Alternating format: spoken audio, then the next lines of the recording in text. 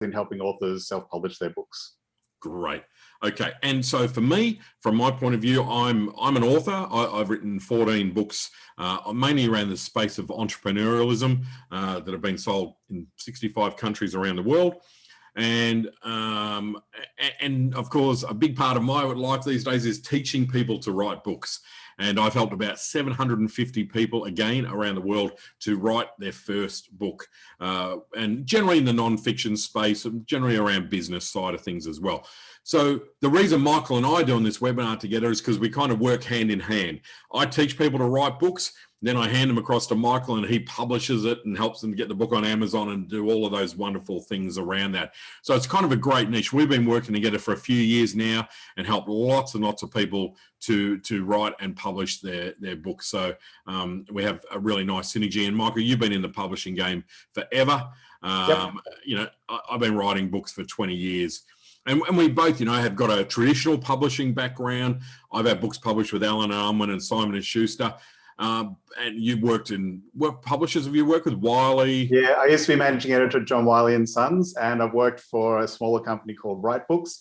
And before I started this business, I got a job offer from Penguin, which actually knocked back to go freelance. Yeah, cool. Good on you. And so, and of course now I self-publish as well. So we've got kind of a really good breadth of knowledge across the publishing space in many different ways. So what are we going to be talking about today? Well, there's a couple of things, two main topics. The first one is what, from our experience, stops people from writing a book. And it's really interesting, so the reasons for that. And Michael and I talk about this a lot with people. And I do a lot of this when I'm coaching people on this topic, because it's often not the things that we think that stop people from writing a book. And the second thing that we really want to spend most of the time on today is where do you start when it comes to writing your book? So what are the you know, we want to try and give you some really nice practical tips and some advice, maybe remove a few of the roadblocks, make it so that, okay, well, after this webinar, you'd be able to go away and do a few things that would actually help you to get that book written, at least to get it started. So that's the two areas where we'll be covering. Please do feel free to ask questions in the chat box at any stage. We'll do our utmost to answer them. Unless they're kind of too deep and involved and not really meant for this part, we could answer them at the end. So we'll do a little bit of a Q&A at the end as well, for those of you who want to hang around for that as well. And I think I mentioned it briefly before, but I'll make sure that we'll send out a recording of this to everyone as well. So that's the plan of attack. Righto, Mr. Hanrahan, what stops people from writing a book? Give us your spiel about this, and then I'll do mine. Okay, I've actually got my top 5 reasons here. So these are the ones that we hear over and over again. The first one is they think they don't know enough about their subject. So that's a very common one. It's a bit of a hurdle to overcome. People often forget how much they know about their own industry. So I can easily forget how much I know about publishing, you know, and then you have a conversation with someone and you give them some information that's very basic for you and they think, oh, wow, that's fantastic. So you know a lot more than you think. The second one is they think it's going to be too hard. So, you know, publishing is a whole new area for most people. I can certainly relate to this when we did our new website a few years ago, and the whole thing just seemed really daunting because I'd never designed a brand new website at this scale from scratch. So they think the process is going to be too difficult. Another very common reason is they don't think they can write well enough. That's very, very common. So there are definitely ways around that, so which we can talk about later. Impostor syndrome is another one. So this is very common. It's the who am I to write a book syndrome. So people, you know, think I don't have the profile, I'm not well known, I haven't, you know, I'm not a celebrity, I'm not famous, I'm not, you know, the top person in my industry, so who am I to write a book? That's another very common one. And another one is they just find the whole thing overwhelming. So they just don't know where to start, which is what we're here today to talk about. Yeah, great. Look, I agree. And if anyone else has a reason why you haven't started your book, maybe you might want to even put that in the chat box if you want to share it. Imposter syndrome is a big one. Excuse me. I definitely encounter that with people. You know, there's an intent, right? People, you know, statistically, it's huge. The number of people who want to write a book is phenomenal. And as we jokingly said, the number of people that come up to both of us and say, oh, you know, I'm going to write a book one day. I really want to write a book. You know, the things that stop them are, you know, that who am I to write the book? You know, like I had that. You know, my first book was a book on marketing, and I was running a little marketing company in Cairns, kind of going, who am I to write a book of any kind of authority or expertise, you know, without actually realizing that I wasn't trying to say I had all the answers. I was just trying to say, well, this is the stuff that's worked for me. Maybe it'll work for you, you know. But imposter syndrome creeps into most parts of business life these days. Another thing that I think that stops people from writing a book is they don't have a big enough why. And I find that those people who really get the value of writing a book, they really understand what it's going to do for them personally, for their business. They are really laser focused that if I write a book on this, it's going to help me to do this.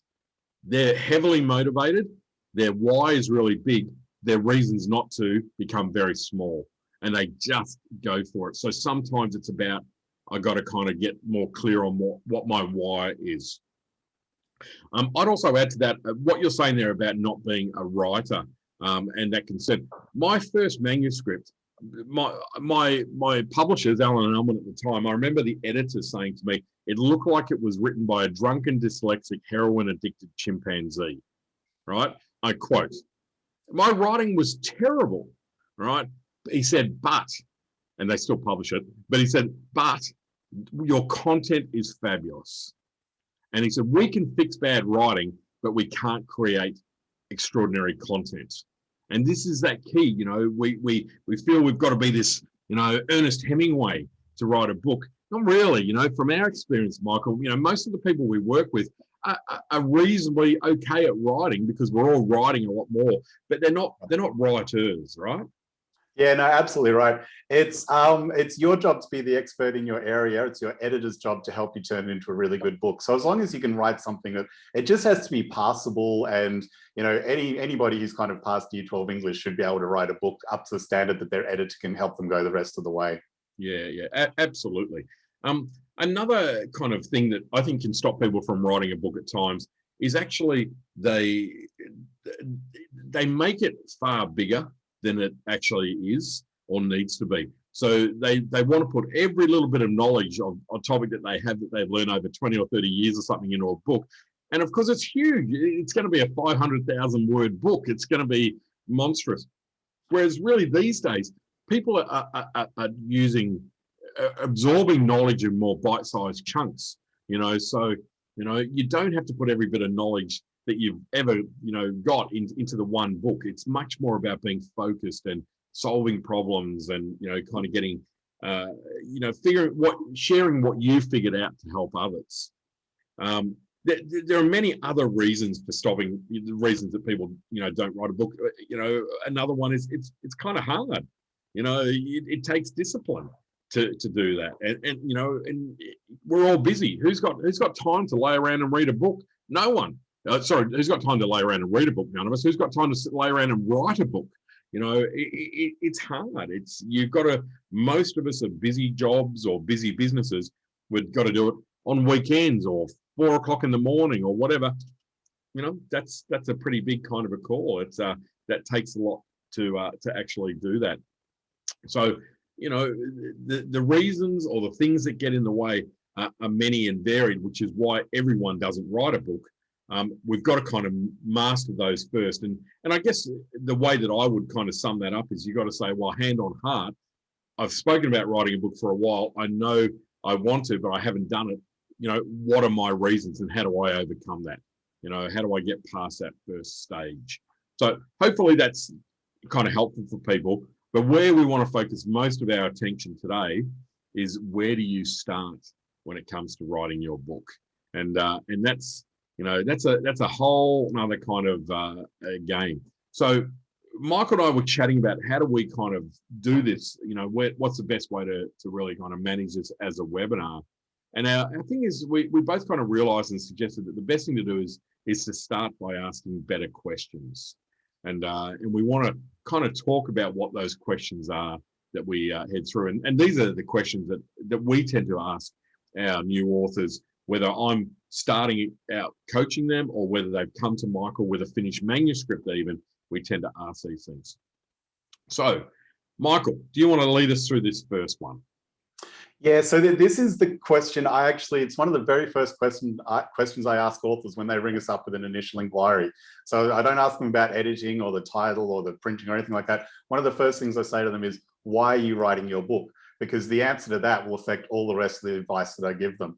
So, I mean, some of the reasons our authors write their books are they want to build their profile. They want to establish themselves as an expert in their area, just to generally promote their business. You want to gain new customers. Some authors are specifically trying to get media attention. There's all sorts of reasons to write a book. And if you haven't thought that through and you haven't got a really clear answer to that, you're going to struggle a little bit to get writing and make the right decisions with your publishing. Yeah, I agree. I agree completely with that. And that's the same for me, you know, with author coaching with someone. It's like, what are you really hoping to achieve? Because it does impact on the direction you want to take, doesn't it? And you know what? Many times there's a commercial reason for doing it, but sometimes there's not. Sometimes it's, I really want to write a book because I really want to write a book. Yeah. And that's equally as valid. You know, we never want someone to go, oh my God, well, I haven't got a business, or I don't want to build my profile. You know, that's you know, I shouldn't write a book because, you know, having a legacy, or just because it's something, a goal, it's on my bucket list, is not good enough. That's a good enough reason to write a book. It's a great reason to write a book. A great reason to write a book. I agree. So, you know, but again, you got to ask yourself that question. You know, why do I want to write a book? What does it really look like? Because I think, again, it solidifies you, and it will actually help you to get started. But it'll also help those who are helping you to give you the right advice and point you in the right direction. So a nice one. This is an interesting one. Michael, what do you want your book to do for you? So it's a little bit different to the first question. Yeah. So this was, I kind of started to dig into this a little bit before, so I got a little bit ahead. So That's okay. like I say, the reasons for our authors are building their profile, establishing their business. So building your profile is a big one. It's kind of an overarching goal. So we have many authors who are kind of often mid-career, and they really want to lift themselves and their business to that next level. So it's all about building their profile and promoting their business at the same time, establishing themselves really as the go-to person in their field. For some authors, it's really specifically, I want to attract new clients.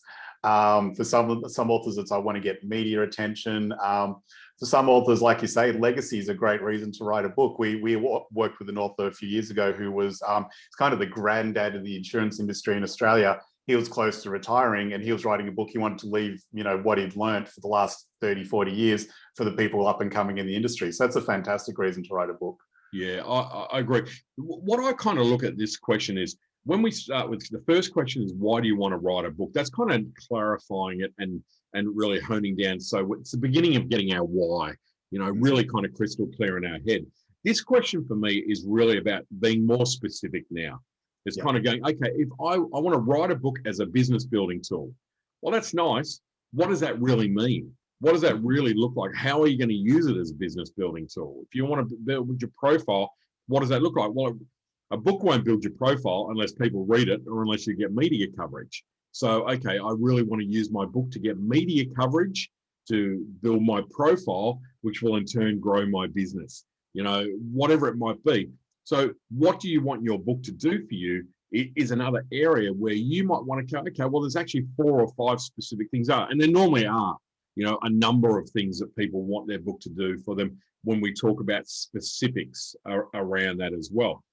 You can start to get a bit of the drift here, ladies and gents, as well, that it's not just one question you want to answer, but obviously you want to be answering all of these questions. That's the key to getting started. And that's what this is really about. Okay, Michael, this one. Yeah, what stories are you telling yourself to stop you writing your book? So I think the biggest two we've kind of touched on already are who am I to write a book? That's the most common one. I don't have a profile. You know, if I write a book and it goes into bookstores, you know, if I'm writing a book about business, it's going to be sitting on the shelf next to Bill Gates or, you know, Richard Branson's books. Who am I to think I can do that? The answer to that is everybody starts somewhere. So I've been around long enough to work with authors who I saw the start of their writing career like 15 years ago with their first book that they published. And now they're up to like book 15 and they've got a really high profile and that kind of thing. So you can't let that stop you.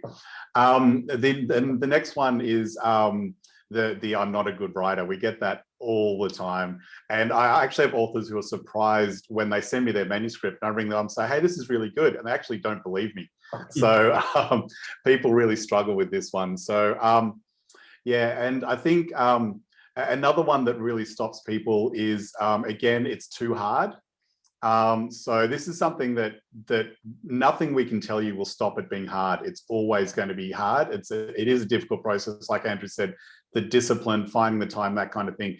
But if you answer these questions and get all these steps right, that will make it. They'll certainly ease the process for you. But it will still be hard at the end of the day. Yeah. You just have to find the time and make the effort. It's really interesting. I mean, I find that most people have the same self-doubt. I always say the only people who don't have imposter syndrome are the people who should. Yeah. It's really, really interesting from my experience again, when I look at that. And, if I'm working with someone and they've kind of stalled on writing their book, they've either their why has got kind of foggy, they've self-doubt has started to creep in, or those kind of things typically. And I do really, I do really have quite a lot of these conversations which are about, what are the stories that you're telling yourself? What are you really believing? Oh, my writing is boring. Oh, it's a dry topic. No one's going to want to read this. We can fix that. Any dry topic can be made more interesting. I haven't got enough knowledge. I haven't got enough stories. I haven't got enough, of that stuff. So it's just good to kind of call the elephant in the room in the stories that are stopping people from writing a book. I can't afford to publish it, or no one's going to buy it. No one's going to read it. Who wants to know what I've got to say? All of those kind of things. But if we can kind of overcome those stories that we're telling ourselves that are the barriers, it's quite extraordinary how that then kind of frees us up.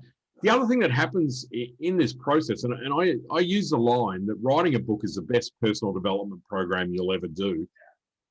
One thing that comes out of the writing process is you actually do start to value so much of the knowledge that you already have, and you start to realize the assets that you've got within your business in terms of the knowledge and the experience and the expertise that you have. And it's a great way to commoditize that, commercialize that as well. So the upside of overcoming all of this stuff is huge, and that's another webinar in its own right. This question is one, again, that we ask often: what other books exist on the topic? Something along those lines. Learning how to spell is going to be one of my next things. I'll get you to proof. I'll get your editing team to edit my slide deck next time, mate. Yeah, excellent. Send it through. How do you kind of utilize this, when you're asking or start working with a particular author, Michael? Yeah, so I mean, the obvious thing to do at this step to answer this question is literally just go to a bookstore, spend time online, find out what else there is out there that's on your topic. And what you then have to do is figure out how your book is going to be different. So that's the key to this. So, so people say, okay, I've written I'm going to write a business management book. There's already 200 business management books on the shelf when you go to a bookstore. But why is yours different? What have you done that those other 200 authors haven't? Everybody's got their own experience, their own journey. And if that stopped people writing books, nobody would write any books ever, because any topic you can think of, somebody's already written a book on it. So you've got to figure out why yours is different, and what's going to make you stand out from the other authors, and why are people going to read your book? Yeah, great point. When I wrote my first book, which is in 1999, about marketing, at the time there were 1,600 books on marketing for small business. That's what the publisher said, and it was like, well, surely the world doesn't need another one. And of course their argument was that shows that it's a very popular topic. So in fact, yes, that's why we want to publish it. If there's one book on a topic, sometimes that's more of a concern, because it maybe means that there isn't a market. So doing some research and going to places now, we've got these online libraries that are amazing. Amazon, you can search for anything. Booktopia. I mean, all these kind of online stores have great search mechanisms. You just got to be a little bit more creative in your search. You know, don't just type in your proposed title and see if anyone's written a book with that title, but look at what your topic is. You get a great feel for what others are saying about it, because you still want to be able to differentiate your book. I wrote a book called, and this one sticks in my mind because it was a bit of a trend at the time. It was 101 Ways to Have a Business and a Life. And at the time, work-life balance was starting to become a fairly big conversation in the small business space in particular. And my publishers asked me to write a book about it. And the first thing I did was went out and grabbed a few copies of the books that were on a similar kind of vein. And it was really good to do that, because what it did for me, it showed me what those particular authors were talking about, what angle they were taking, what direction they were going. But it really enabled me to, A, get clear about what made my book different, as Michael was saying, but also gave me confidence in my topic and what I was actually writing about, because it was quite different to what the other people were saying. What could have happened, though, I could have been reading these other books and go, mine is exactly the same. And if I didn't know that, and I just written and published a book that's exactly the same, that actually has very little value now, you know, just writing the same kind of thing. So this is a nice little clearing thought. If you are doing some research, and we're really both big advocates in encouraging you to be going out there and saying, well, who are the top 5 competitor books for my topic? You know, and how is my book going to be different? You know, that's, you know, the question you've got to ask there. So big question, and a wonderful amount of data that can come out of that as well. And I do actually suggest you buy those books and read them. You know, people can be a little bit dismissive and go, oh, well, I haven't read it, but it looks like it's just about that. Even going through the contents pages on Amazon, you know, we can have a look at the preview, gives you a lot of data about what the book is about. All right, mate, the next one. Who's your ideal reader or client? Why do we get them to ask that for us? Yeah, so this is a really important one, and the answer you and I often hear, Andrew, we talk about this quite often, is everybody. Books for everybody. If you're going to try and write your book for everybody, I guarantee you it's going to be for nobody. It's not going to be a good book. You can't write a book for everybody. So if you're writing a book for your business, obviously you can see them as clients. So that's, you know, hopefully what they'll turn into at the end of the day. Have a think about exactly what their needs are. And again, this is another one of those questions. If you don't answer this question well, you won't know what to write and you won't know how to focus it. Trying to write for everybody will end up in a meandering book that's 200,000 words long that nobody wants to read. So have a think about who's going to read it, why they're going to read it, what they're going to get out of it, what are they going to do after they've read your book. So this is a really, really important question. If you don't answer this well, you're going to have problems. Yeah, I mean, I'm really only just going to be reinforcing what you're saying here, Michael, but people do get a bit of a bee in their bonnet about this, you know, and it is. We hear this all the time. My book, everyone, should read my book. Well, maybe, but the actual technical challenge of this is, if you imagine someone comes to me and says, oh, my book is written for small business owners and for CEOs of large public companies. And going, well, okay, how can you possibly write a book that is across the two? Small business owners have very different issues, very different challenges, different needs. You know, it's immediate. Small business, I want answers, results today. You know, my focus this week is paying the rent on Friday. I haven't got a lot of time, haven't got a lot of money, haven't got a lot of expertise outside my area. I need a practical kind of book. A CEO of a large public company, I got 50,000 people that I got to care for. Mine is about strategy long term. Now, obviously, two different needs straight away. But what about the language? I'm the CEO of a large company. The minute I read the word, in your small business, you need to be doing this to solve that problem immediately, I disconnect. If I'm a small business owner and I'm reading, next time you're fronting up to your board of directors to talk about the next 5-year strategy, I disconnect. You can't really write across too many kind of, targeted readers. Yet we have this perception that a book is better if it's targeted at more readers. And of course, the exact opposite is what we're trying to say here is the truth. So that's one thing. The next thing is you've got to say, well, you've got to really hone that down. Who's my ideal reader? One of the tips that I give to people when I'm coaching them is you want to actually have a photo of your ideal reader, your ideal client, your ideal reader, and that's who you write your book to. When I started writing, I literally had a photo of 3 people who were my ideal readers that I had on the wall next to my desk. And it was like I'm sitting there talking to them was how I actually wrote my book. Okay, that's how specific that was. But also, we want to be drilling down. So people would say to me, I'm a business writer. I'm a small business writer predominantly. So my target market is small business owners. Yes and no, right? That's a very big thing. 2.1 small business owners in Australia. Are they all my target market? Absolutely not. My target market is actually motivated, energetic people who want to improve the profitability of their small business. That's really who my target market is. It's a subset of a bigger group because a lot of people in small business actually don't. They're happy to treat it like a wage. They don't want to work extra hard. They don't want to grow it. They're just doing what they're doing. My target market is more niche. So we want to get really specific about it rather than saying, well, my book is written for CEOs of large companies. It's still too general. Yes, it's narrowed down, but it's still too general. So the more specific you can get, not just about the demographics, but about the type of person, the more likely you are to write a book which is going to be more relevant and more appropriate and of more commercial value in particular for the reader. Okay, so that's why that's such a powerful kind of a question to ask. Righto, Michael, what problems will your book solve for them? Great question, right? Yeah, so now that we've nailed down who our ideal reader is, we should be able to answer this question really well. We've all got questions in our business that we just get asked over and over and over again. So usually they're the sorts of things you'll try and answer in your book.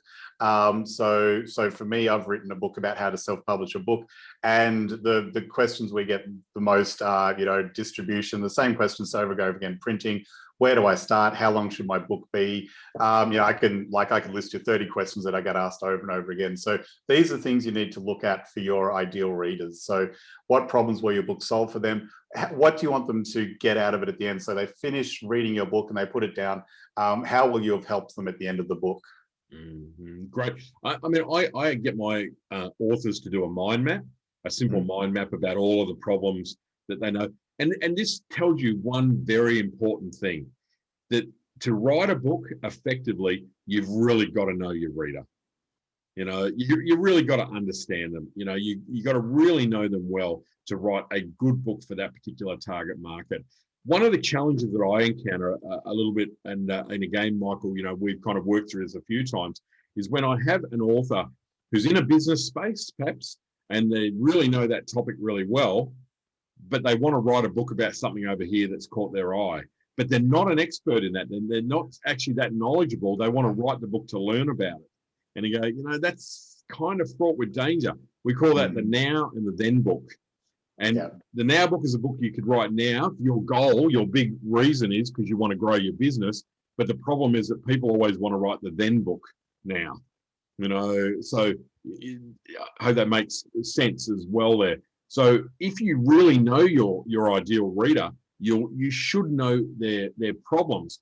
And another interesting little kind of issue here is often we think we know their problems because we've been working in that space for a long time, but do we really? So we encourage people to do some homework, do some research around this, talk to your target market. Is this your biggest issue? Because often what we think is their biggest issue is not. And the people that get it wrong more often than not are the people who have been doing what they do for a very long time, who you think, I've got all this experience, all this, I don't need to research. I know. I'm saying that you gotta talk to your potential readers to just double check to make sure that you're right. And I've got, a really, really interesting story, which I'll just very briefly share. I helped a chap to write a book, and his initial idea, this guy ran safaris, family safaris and family holidays in Africa. And really, really interesting guy. Richard Field is his name. And he's been doing safaris in Africa for a long time. Really, really interesting guy.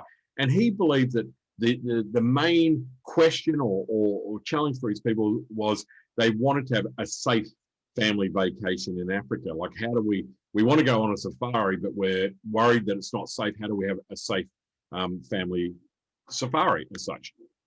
Now, there was a bit of a challenge here because Richard had actually been attacked by a lion in one of his trips, and he was literally, a lion had his head, Richard's head in its mouth, and dragged him off into the bushes. And he's got these 4 puncture marks in his head where he miraculously survived this attack and survived and, lived to talk about it. And because it's all anyone ever wants to ask him about is this lion attack.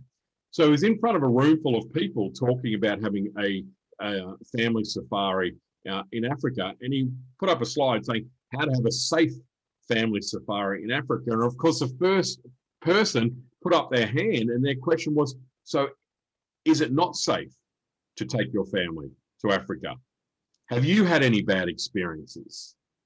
Now, it's very hard to recover from that when you've got to go, well, no, it is safe, but, well, yeah, I was attacked by a lion, but apart from that, it was fine, it's safe, you don't have to worry. What he got wrong there was the assumption that people wanted a safe family safari in Africa. Of course they want that, of course they want it to be safe, but what people really wanted was they wanted to create wonderful family memories from a safari in Africa. And he had to change his rhetoric. He had to change his messaging to make it all positive about how do you go and where do you go? How do you have these incredible experiences, et cetera, to create these memories, as opposed to how do you avoid getting eaten? So you can see how the book could have gone off on a very wrong path and completely missed what he wanted it to do.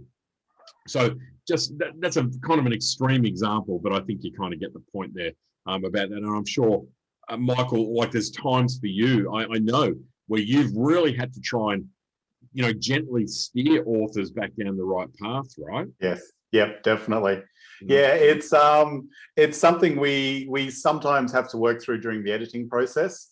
Authors can have books where while you're working on them, you can see the book's kind of heading in 2 different directions, and you have to have a conversation with the author. Tell me again, what are you trying to do with it? And so sometimes you literally have to take out, 20,000 words out of the book to make it work, because it's, going in 2 different directions at the same time. And as a result, it's not going to make either of those markets happy. So really do need to know exactly where you're going with your book. So interesting too, when we're working with new writers and we're asking all of these questions, what they tend to do is they push you to get clearer on your idea, because you have to be clear on your idea. It's not about asking one of these questions and then you can go and start. As I said before, it's about asking all of these questions that lead you towards getting clarity. And again, these are literally, we ask all of our new authors, we go through all of these, and until they're really happy with the answers and we're really happy, we don't go anywhere near writing it. I think everyone thinks you sit down and you just start doing it was a long, cold, it was a dark, cold morning in Hell's Kitchen is how we, books are started. It's doing all of this prelim work ahead of time that actually helps you to then write your book, because you cannot help but get clarity when you do this homework by asking these particular questions. Okay. What frameworks or processes do you have now? Again, I can't believe this. I'm sorry about all these typos. This is all mine. This is all on me, Michael. I keep changing stuff. That's why. Believe it or not, I do know how to write a book, folks, in case anyone is wondering about my literacy level. What about this one, Michael? Yeah, so this is another very important conversation. We actually get into this quite in depth with our authors, and I know you do too, Andrew, again, if we're presuming that we're writing a book for our business, you've got to have a think about where it fits in with your overall structure. So, is it a product you're going to give away for free? Is it something you're going to, use at conferences? How does it fit into everything else you're doing in your business? At the end of the day, this is a business, the book's a business decision. So have a think about how it fits into your current processes and structures in your business. It's very easy, if you don't think about that, to write a book, and then when you try and start using it in your business, realize that it's not fitting with what you're doing and it's not doing what you want it to do. Awesome. I also have another angle for this as well, where I think a great book can often come from a framework or a process that you have internally. So I'm a framework junkie. Everything I do has a framework that I develop. And I wasn't before I started to write books, ironically. I learned about having a framework literally out of writing books, actually. I had to deconstruct what my process is for writing a book. And the way that worked was I'd been writing for 10 years, maybe 15 years at the time. And a friend of mine rang me from London to say, hey, we've got an entrepreneurial program that we're running. One element of that is to teach people how to write books. Could you do that? And I'm going, well, I know how to write a book, but I don't know how to teach people how to write a book. And literally over the phone, he said, well, where do you start when you're writing a book? And I said, oh, well, first thing I start with is, making sure I get clear on who my reader is. And he said, okay, then what's the second thing you do? Well, the second thing is I do this, the third thing. And over a 10-minute phone call to England, we've basically worked out what my book writing process is, what my framework is. I developed that framework, then I started to teach it, and I realized how valuable it was. It's gone on hundreds and hundreds of people and actually sold that framework to an organization. Frameworks that we have within our business, often we don't even know that we've got frameworks or processes that we can write about in our book. Think about, the 7 steps to do this, the 3 ways to do this, whatever it might be. A process of going from here to here are very, very popular in books these days. It's like, Michael, your book, how to write a book, how to... Yeah, 7 steps to publish your book. Yeah. 7 steps to publish a book. All of these kind of things. Frameworks. Do you have frameworks that can form the basis of your book? Now, this is stuff that we really, kind of encourage our authors to have. Sometimes they just need a little bit of help to see what their frameworks are. Other people, it's very well defined. They might have been using them for training, for teaching, for doing, speaking of some sort or whatever it might be. So they've got the framework. Now we just want to kind of build a book around it. Now, it doesn't mean you have to have a framework. Don't feel like, oh my God, I haven't got a framework, my book's going to be terrible. No, that's not the case. But if you have got a framework or a process that your book is about, okay, we can utilize that. Okay. And I've actually yet to find anyone who really doesn't have some kind of framework, but it depends on the style of book that you want to write as well. Michael, this one, I'll hand this one straight over to you. You touched on that earlier on. Yeah, so I've looked at this a little bit. So again, this is a great way to kind of answer some of the other questions. So all of us in business have the same questions that we get asked over and over again. This can actually be a really good way to start developing your content. So spend a couple of months before you start writing, write down all the common questions that you get, start writing notes on them. You'll start to see that if you don't know them already, you'll start to see the questions you get asked over and over and over again. And that can usually be a really good way to tell you what should go in your book. Do you know, my first book, this is for those of you who don't know, and there's a lot of names on here who probably don't know my story, but when I wrote my first book, I was running a little marketing company in Cairns. And my target market was small business owners, as I mentioned before, who really wanted to grow their business, etc. I didn't probably know that as defined as that at the time. Really, if you had a credit card or a checkbook, you were my clients, right? But what I found was that I was literally getting asked the same questions all the time. People would ask me basic stuff about marketing. But the problem was I was attracting a lot of people, but they would say, oh, can you help us with our marketing of our business? We need to get more customers, charge more, do all that stuff. But we haven't got any money for a consultant. So I was getting asked the same question, but I was talking to people that couldn't afford to use my services. But I was still spending time answering all those questions. I was basically running a not-for-profit organization. Anyone in small business relate to that? So what I realized, and what I said, I needed a way of managing these questions, and I'm getting asked the same questions all day long.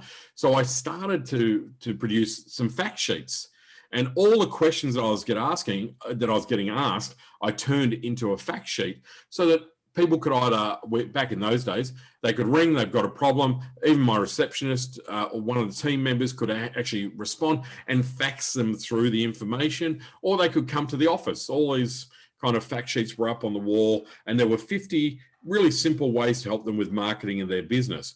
For me, it was a time management tool more than anything else. One day, I looked at the wall and I thought, well, I've got 50 there. If I added another 50, there's 100, I could probably find another one. I could come up with a concept for 101 ways to market your business. And that's literally how my first book, which was incredibly successful on every level, was birthed. from that simple idea of going, wow, if I can come up with a better way to answer those questions, I create a very practical and usable kind of resource. Interesting.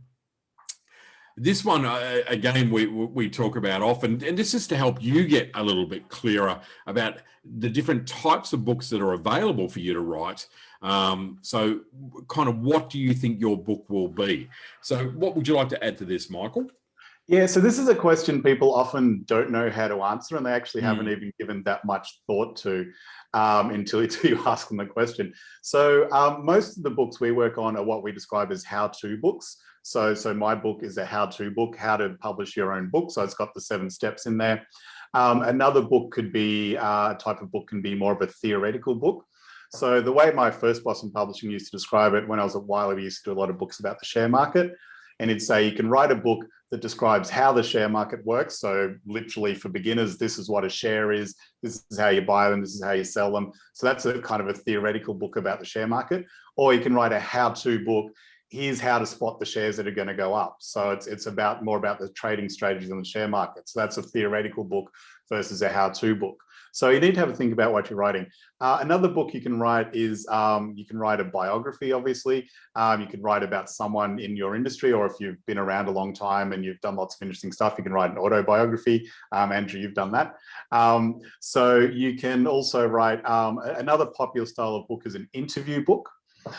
So you can, like for me, it'd be, I'm going to interview 30 people in publishing and write that up as a book. So that can be really interesting, lots of different perspectives. You can write a narrative style book. So this one's actually quite tricky. We've been talking about this lately, Andrew. I've got an author who's doing this at the moment.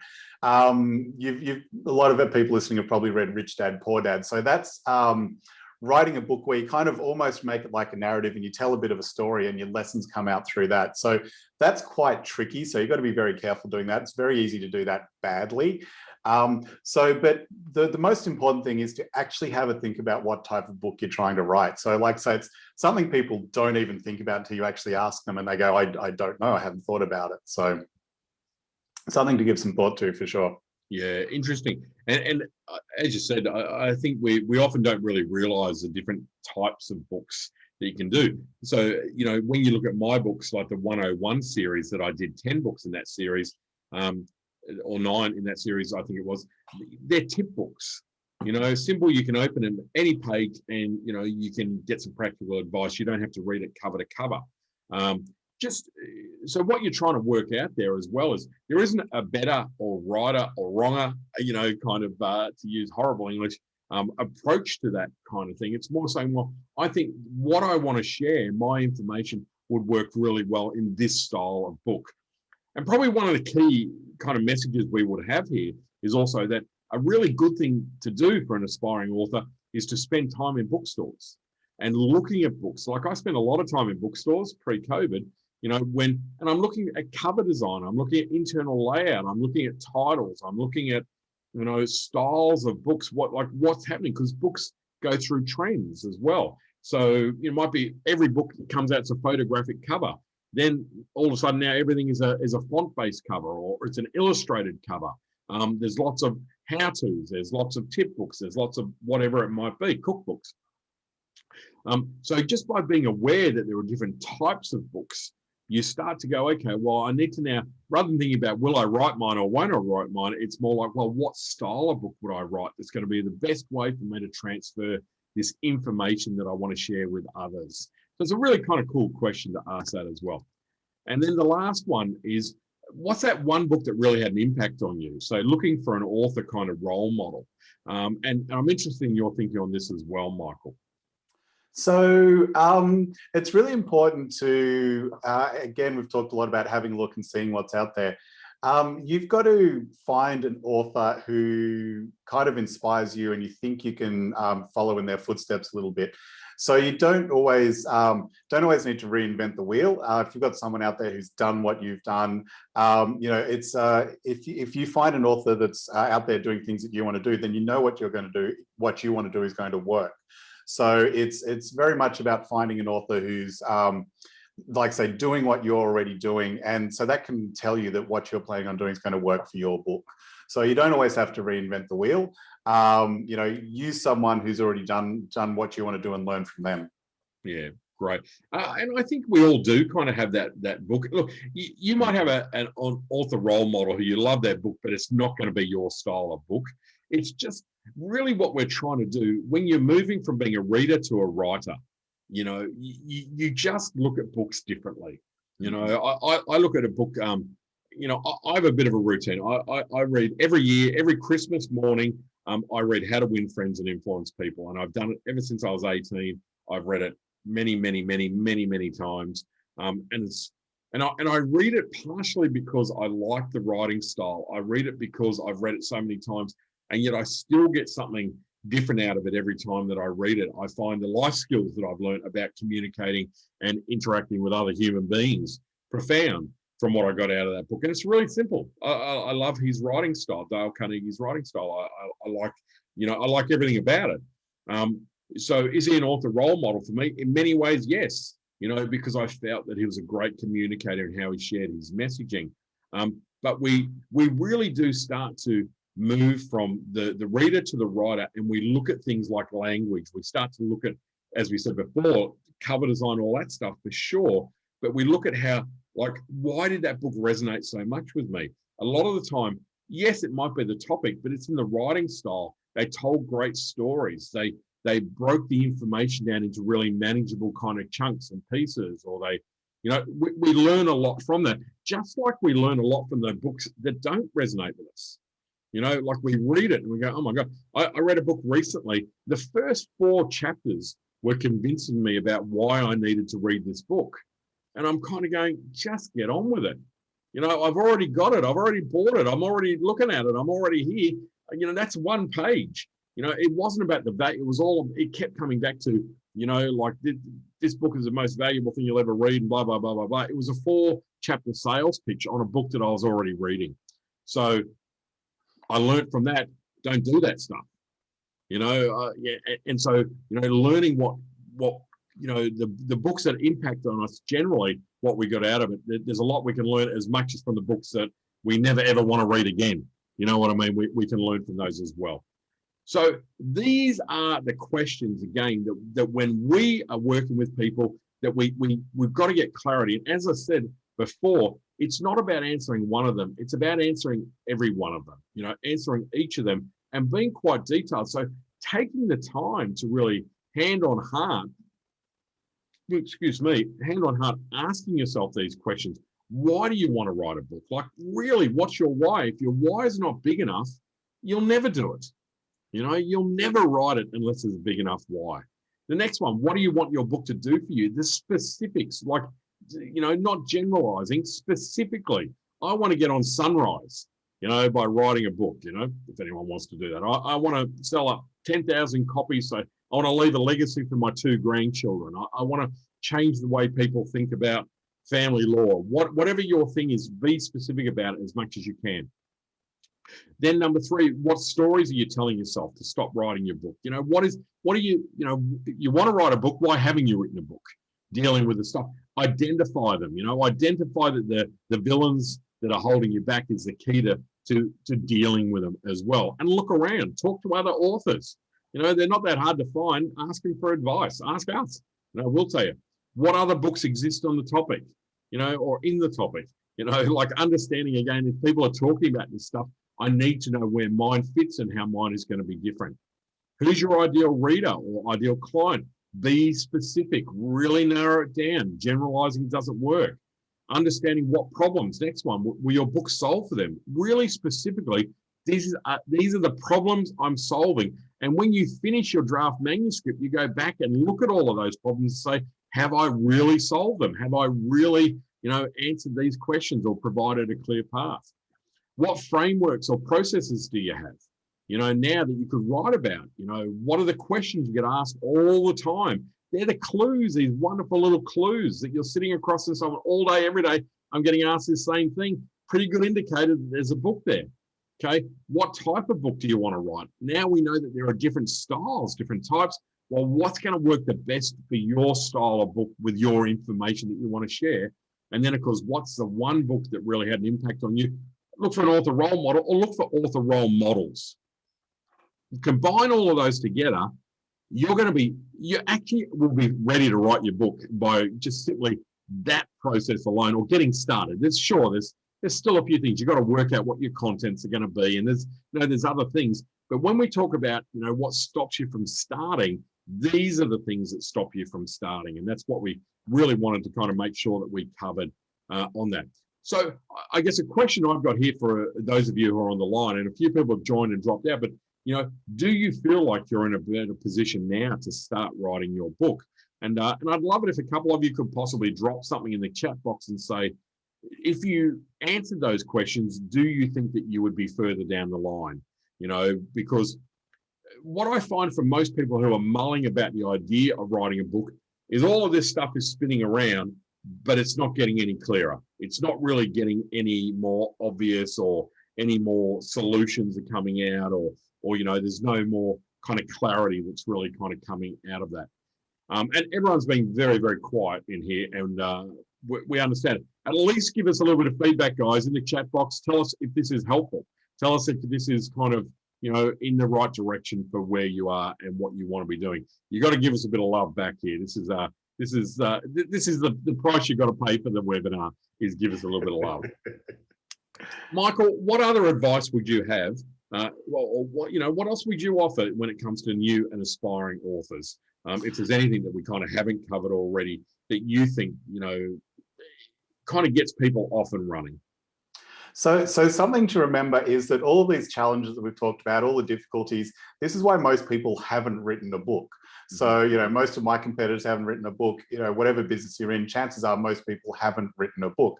So overcoming doing this work is what will set you apart. It's almost an advantage to you that it is difficult to do all this, because if you do it, that's what sets you apart from everybody else. So I work with authors all the time who get to the end of this process and say, oh my God, I didn't think I had one book in me. Now I think I've got 5. So you absolutely can do it. Andrew and I work with people every day who were totally stuck and never thought they'd write a book ever. And now, like saying, I've got 2, 3, 4, 5 books out there. Our good friend Darren once vowed he would never, ever write a book, and his 4th book just came out. So yeah, so true. Yeah, I love that. For me, to be honest, it's like, it is the big why.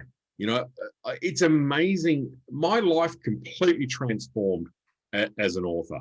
I never set out to write a book. I never ever considered myself an author by any stretch of the imagination. I fell into writing, and I just kind of took to it. But I absolutely guarantee that everything changed in my life from writing books, in terms of what it created for me business-wise, what opportunities it created. I look at every major opportunity that has evolved in my life, from being a global speaker, from working with people like Richard Branson, from, doing projects around the world, talking in places like Iran and, Japan and India and all that kind of stuff. It's all come from one day I wrote that simple little book about marketing. We think we've got to kind of write this earth-shattering book. And I know my books are pretty simple and pretty straightforward. I'm not writing something that is earth-shattering and rah-rah. I write about what I'm seeing. I write about what I'm experiencing. But what it has done for me is honestly extraordinary. And any of you who know me know how my life changed as a result of writing a book. So my big why, and encouraging others to write books is a big passion of mine, because I know what it can actually do for you. It's huge. So, that's kind of, something else. Anyway, we're going to talk a little bit more about what we can do to help you guys in a second, but I just want to kind of see what a few of the questions were. My friend John Parker, I'm learning the secret is in the editing. Mate, I believe that when I write my books, when my books are published, I think the editor's name should go on the front and my name should go on the back in small font, because the editors are wonderful. Every time I think about my book, the structure changes. I reckon now, write first and structure later. Kind of. I'm a bit of a believer in getting your structure really, really nailed, really robustly. That's like having a really great contents page. And if I get that really right, then the book kind of flows for me. What's your take on that, Michael? Yeah, so I agree with that as well. Definitely get it right first, but understand that it can change later. So get it to a point where you're happy with, understand that you are going to go through an editorial process. So get it to the point where you're happy with it, where you can start writing it. I always say you're closer to having a book done with 40,000 words that need more work than 5,000 words that are perfect. So many authors get stuck around 5,000, 10,000 words. They start redoing things. They think it's not right. They spend all this time rewriting 10,000 words and never get any further. So yeah, absolutely, John, get your structure in place as much as you can, but don't let it stop you. Understand you are going to go through an editorial process later, and you and the editor can look at it together then. Yeah, love that. And that's again, it's time, proofreading. And again, though, that, to be honest, the proofreading isn't something you should be doing.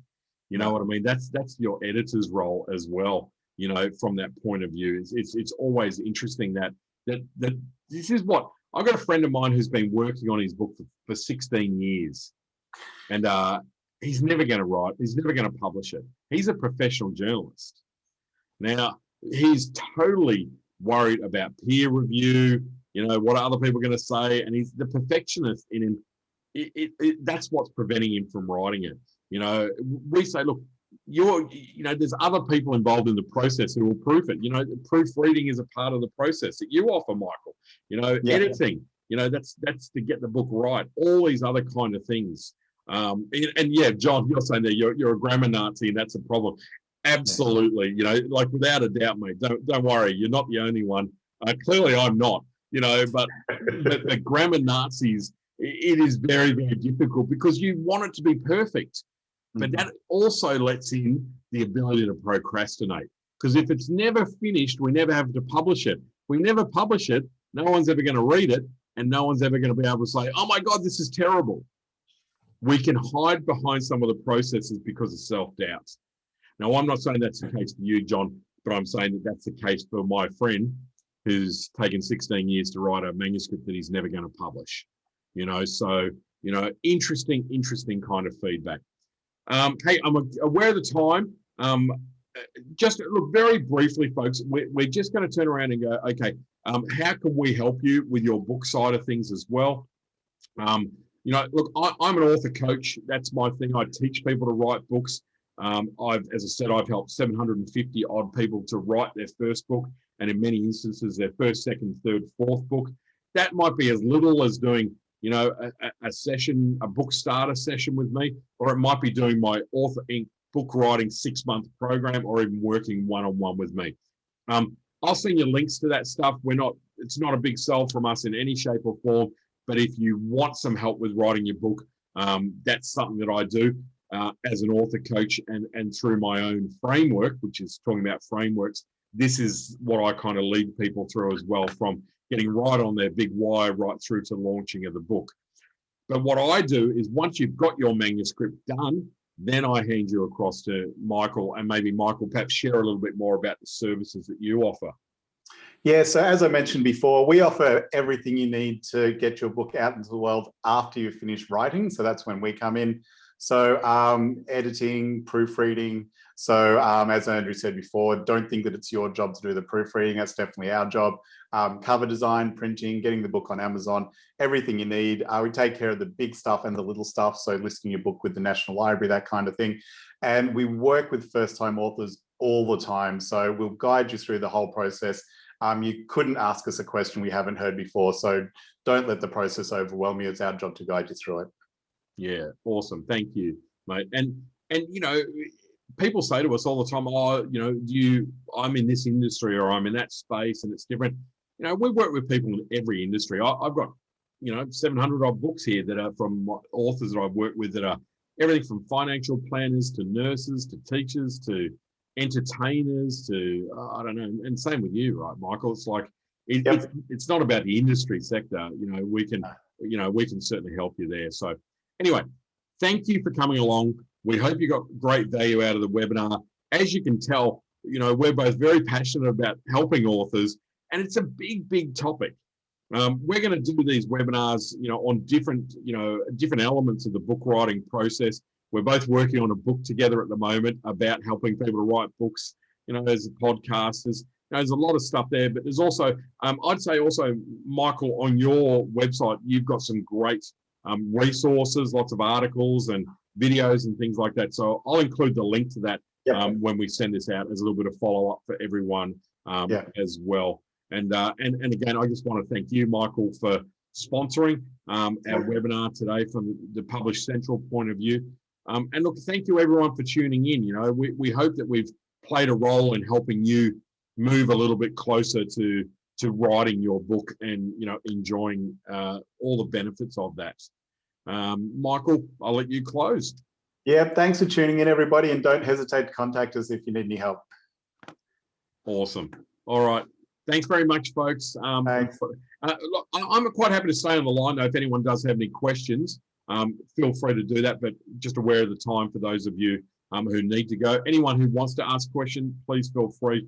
Michael and I will linger around for a couple of minutes and we can go from there. But if not, we'll tune out and we'll talk to you next time. I'm so sorry about all those my typos on here, Michael. Like seriously, I'll have to proofread it for you next time. Oh my god! What? You can't leave me unsupervised to do any kind of writing. All right, mate. Look, I think everyone's had to kind of head off, so I'll end the webinar there. I'll talk to you later on, Michael. Excellent. Catch you later, folks. Anyone else is on the line, we'll hopefully our paths will cross somewhere soon. Ciao, ciao. Thanks, everyone. Thanks, Andrew. Catch you soon. Bye. See ya.